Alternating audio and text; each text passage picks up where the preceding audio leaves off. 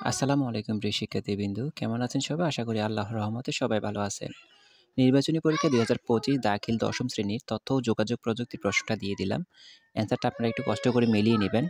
আর দেখবেন এটা গাইডে পাবেন। এটা হচ্ছে লেকচার পাবলিকেশনের প্রশ্ন। আমাদের সাজেশনগুলো আপনাদের কতটুকু কমন পড়ে অবশ্যই কমেন্ট করে জানাবেন। আর আপনি যদি আমাদের চ্যানেলে নতুন হয়ে থাকেন তাহলে অবশ্যই আমাদের চ্যানেলটিকে সাবস্ক্রাইব করে রাখবেন। পুরোটা প্রশ্ন দেখার অনুরোধ রইল।